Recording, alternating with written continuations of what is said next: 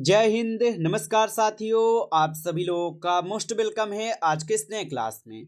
साथियों, आज के इस क्लास में हम सभी लोग जो है पढ़ने वाले हैं बीएसएससी कार्यालय परिचारी भर्ती 2025 के एग्जाम के लिए हिंदी के मोस्ट इम्पोर्टेंट प्रीवियस ईयर के क्वेश्चन को, जो कि साथियों आपके बीएसएससी कार्यालय परिचारी भर्ती 2025 के एग्जाम के लिए काफ़ी इंपॉर्टेंट है। तो आप सभी लोग जो है इस क्लास को बिल्कुल अच्छी तरीके से लास्ट तक देखिएगा और इस क्लास में दिए जाने वाले इन सभी क्वेश्चन को आप अच्छे से जरूर याद कर लीजिएगा, जिससे कि आप जो है अपने एग्जाम में सभी क्वेश्चन को आसानी तरीके से बना पाएंगे। तो चलिए साथियों, क्लास को स्टार्ट करते हैं। उनसे पहले यदि आप इस चैनल पे पहली बार जुड़ रहे हैं तो साथियों आप जो इस चैनल को सब्सक्राइब कर लीजिए और सब्सक्राइब करके आप ऑल नोटिफिकेशन को भी ऑल पे दबा लीजिए, जिससे कि जब भी कोई नई क्लास हो सबसे पहले क्लास का नोटिफिकेशन आपके पास जो है पहुंच सके। तो आप इस चैनल को सब्सक्राइब कर लीजिए, साथ ही साथ आप जो है साथियों इस क्लास को भी लाइक जरूर कर लीजिएगा। तो चलिए क्लास को स्टार्ट करते हैं और देखिएगा साथियों क्वेश्चन क्या है। साथियों क्वेश्चन है कि मैं जो है यहाँ पर कौन सा पुरुष है। ये सभी क्वेश्चन साथियों हिंदी व्याकरण के क्वेश्चन हैं और ये सभी क्वेश्चन इंपॉर्टेंट क्वेश्चन है साथियों, जो कि आपके पेपर में साथियों 100% ये सभी क्वेश्चन आपको देखने को मिलेंगे। आप लोग अच्छे से याद कर लीजिएगा और बताइए कि मैं जो है यहाँ पर कौन सा पुरुष है। तो मैं हो जाएंगे साथियों यहाँ पे उत्तम पुरुष। ऑप्शन ए लगा रहे हैं तो आपका सही जवाब है उत्तम पुरुष होगा। चलिए आगे देखिए, प्रश्न है कि सोना कौन सा संज्ञा है। चलिए बताएंगे साथियों कि सोना जो है ये कौन सा संज्ञा है। तो सोना हो जाएंगे साथियों यहाँ पे द्रव्यवाचक संख्या। ऑप्शन सी यहाँ पे सही जवाब है, द्रव्यवाचक संज्ञा होगा।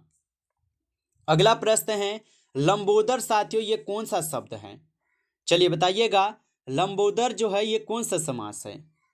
तो याद रखिएगा साथियों लंबोदर जो है ये योग रूढ़ है। ऑप्शन यहाँ पे सी आपका सही जवाब है, योग रूढ़ होगा। चलिए आगे देखेंगे, प्रश्न है साथियों ईमानदारी कौन सा संज्ञा है। चलिए बताइए साथियों कि ईमानदारी जो है ये कौन सी संज्ञा है। तो याद रखेंगे साथियों ईमानदारी हो जाएंगे भाववाचक संज्ञा। यहां पर ऑप्शन बी आप लगा रहे हैं तो सही जवाब है भाववाचक संज्ञा है। अगला प्रश्न है कि फूल कौन सा संज्ञा है।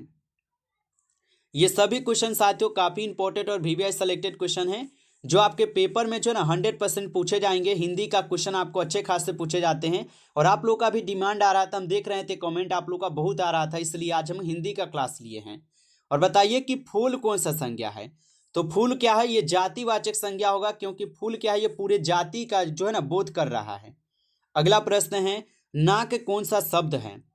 चलिए बताइएगा नाक जो है ना ये कौन सा शब्द है। तो नाक हो जाएंगे साथियों यहाँ पे रूढ़ शब्द। ऑप्शन यहाँ पे बी सही जवाब है, रूढ़ शब्द है। आगे देखिए प्रश्न यहाँ पे आता है टेबुल कौन सा शब्द है।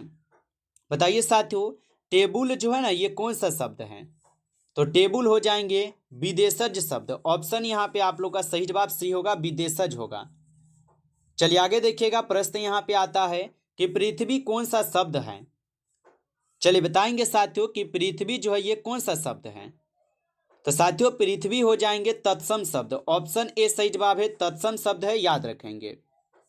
अगला क्वेश्चन है कि छ, त्र और ज्ञ ये तीनों कौन सा व्यंजन है। चलिए बताइएगा साथियों कि छ, त्र और ज्ञ ये तीनों कौन सा व्यंजन है। तो याद रख लीजिएगा साथियों संयुक्त व्यंजन हो जाएंगे। ऑप्शन ए यहाँ पे लगा रहे तो सही जवाब है, संयुक्त व्यंजन है। आगे देखिएगा प्रश्न यहाँ पे आता है कि वर्णों के समूह को साथियों क्या कहते हैं। चलिए आंसर लगाइएगा, वर्णों के समूह को साथियों क्या कहते हैं। तो वर्णों के समूह को साथियों यहाँ पे वर्णमाला कहा जाता है। ऑप्शन सी सही जवाब है, वर्णमाला। अगला क्वेश्चन देखेंगे कि चवर्ग का यहाँ पे उच्चारण स्थान है। चलिए बताइएगा साथियों कि चवर्ग का यहाँ पे उच्चारण स्थान कौन सा है। तो चवर्ग का साथियों उच्चारण स्थान तालु हो जाएंगे। ऑप्शन ए सही जवाब है, तालु होगा। अगला प्रश्न देखेंगे साथियों, क्वेश्चन है कि पवर्ग का यहाँ पे उच्चारण स्थान है। चलिए बताएंगे साथियों कि पवर्ग का उच्चारण स्थान कौन सा है। तो पवर्ग का उच्चारण स्थान हो जाएंगे साथियों यहाँ पे ओष्ठ। ओष्ठ जो है ये पवर्ग का उच्चारण स्थान है। अगला प्रश्न देखेंगे कि तवर्ग का यहाँ पे उच्चारण स्थान है।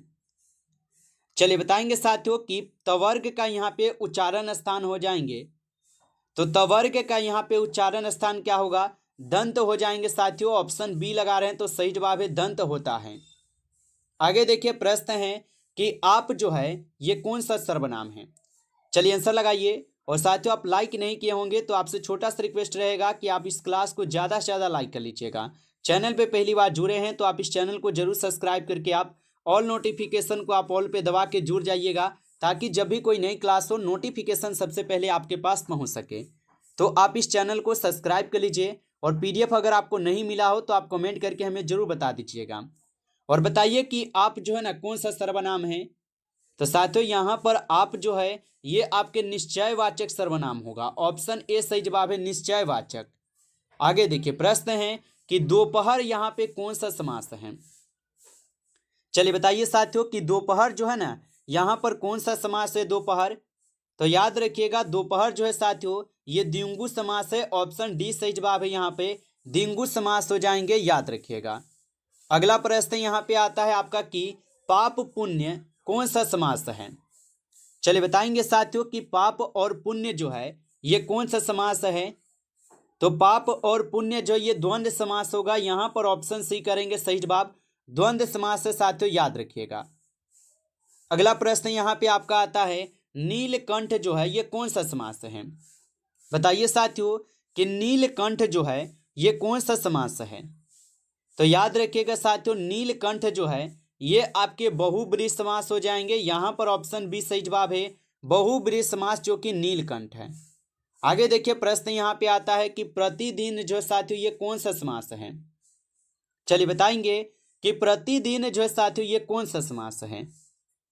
तो प्रतिदिन हो जाएंगे साथियों ये अवयवी भाव समास है। ऑप्शन सी सही जवाब है, अवयवी भाव समास है। आगे देखेंगे साथियों प्रश्न है कि समास कितने प्रकार के होते हैं। चलिए बताएंगे साथियों कि समास जो है ना ये कितने प्रकार के होते हैं।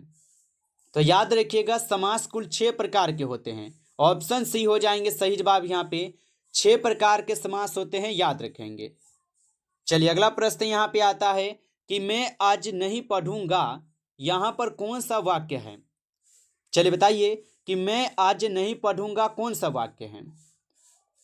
तो ये हो जाएंगे साथियों निषेधवाचक वाक्य। ऑप्शन ए करेंगे सही जवाब, निषेधवाचक वाक्य है। आगे देखिए प्रश्न है तुम अपने काम में सफल रहो, यहाँ पे कौन सा वाक्य है। चलिए बताइएगा साथियों कि तुम अपने काम में सफल रहो कौन सा वाक्य है।